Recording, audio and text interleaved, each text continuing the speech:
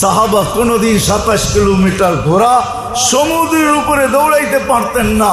সমুদ্র জানে এরা কার মাহবুব, আমরা এদেরকে মহব্বত করতে বাধ্য। যদি মহব্বত না করলাম, ডুবায়া দিলাম, খুঁড়ে পানি লাগায়া দিলাম, তো মালিক হয়তো নিচের থেকে ছিদ্র করে দিবে, আমার সমুদ্রের পানি তলদেশে চলে যাবে, আমি খা মরুভূমি হয়ে যাব। সত্য এটাই, দ্বিধা করে না। এই জন্য যত গুরুত্ব সহকারে ধ্যান দিয়া শুনবো, তো কথাগুলা দিলের ভিতরে গাঁথবে।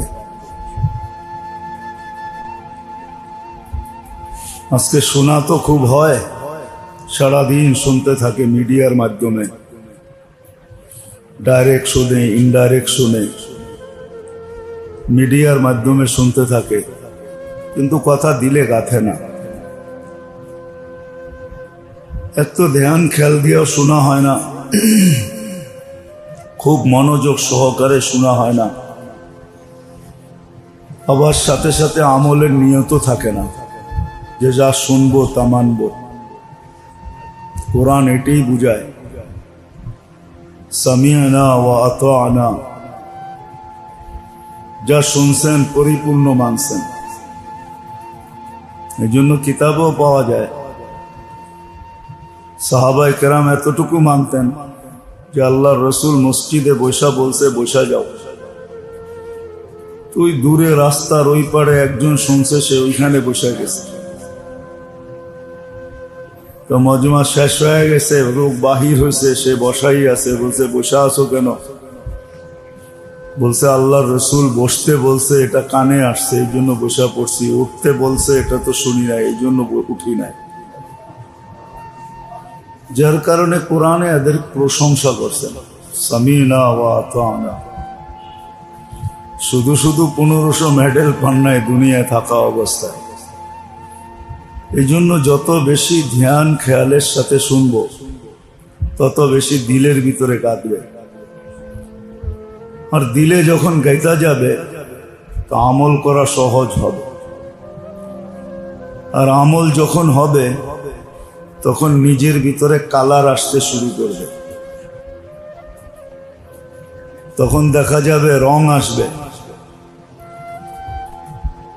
আর রং যতক্ষণ না আসবে, ততক্ষণ পর্যন্ত মানুষ আকৃষ্ট হবে না।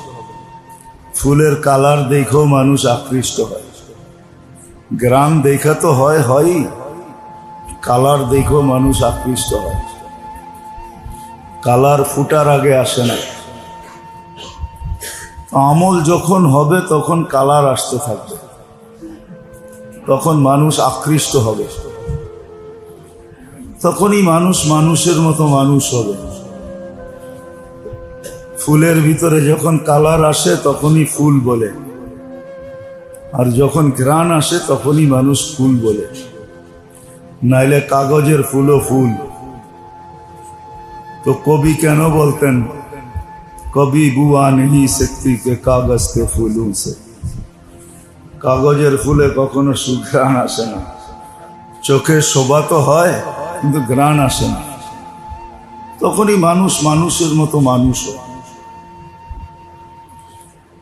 তখন না নিজের থেকে নিজে অতিষ্ঠ হয়, না মানুষ তার থেকে অতিষ্ঠ হয়। মানুষেরও কোনো ক্ষতি তার দ্বারা হয় না।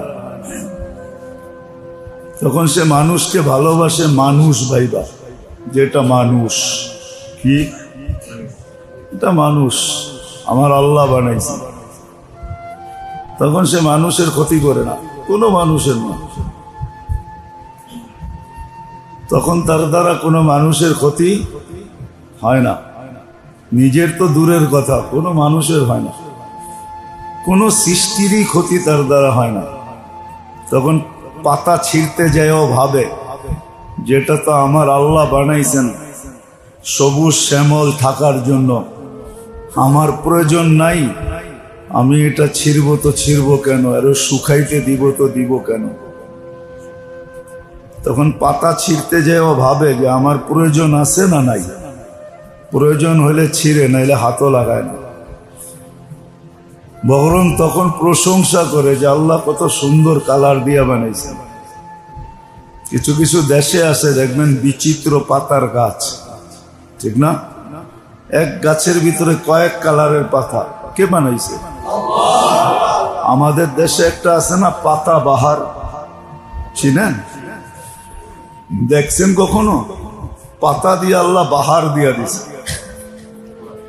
তখন পাতাও ছিঁড়তে দ্বিধা করে, সংকুচিত হয়।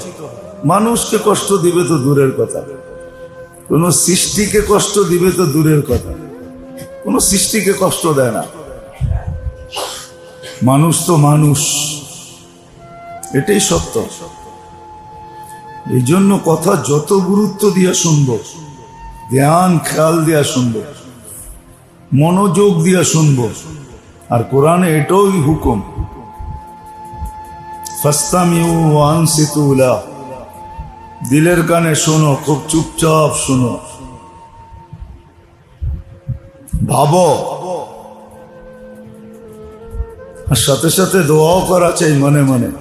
আল্লাহ যা শুনতেছি তা যেন দিলে গাইথা যায়, তা যেন আমল করার সুযোগ হয়, কেননা আমল দ্বারাই নিজের ভিতরে কালার আসবে, মানুষ ফুটা বাহির হবে। এই জন্যই কিতাবে পাওয়া যায়, চেহারা দেখো বলতো ইয়ে জুটে কা চেহারা হো नहीं सकता, এটা মিথ্যাবাদীর চেহারা হতে পারে না, এটা সত্যবাদীর চেহারা হবে। হাজারো কাহিনী এরকম আছে। আল্লাহ রসুল সাল্লাল্লাহু আলাইহি ওয়াসাল্লামকে দেখো মানুষ বলতেন লাইসা হাদা ওয়াজহু কাযযাব, এটা মিথ্যাবাদীর চেহারা হতে পারে না, এরকম কালার ফুটা বাহির হবে। যখন প্রত্যেকটা মানুষ এরকম হবে,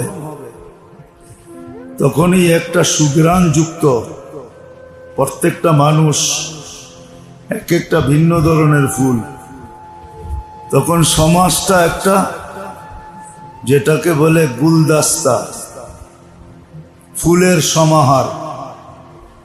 প্রত্যেকটা মানুষ এক একটা ফুল হবে, আর সমাজটা একটা ফুলের সমাহার হবে। প্রত্যেকটা মানুষ এক একটা ফুলের মতো হবে, তখন সমাজটা একটা ফুলের সমাহার হবে, মানুষগুলোই ফুল।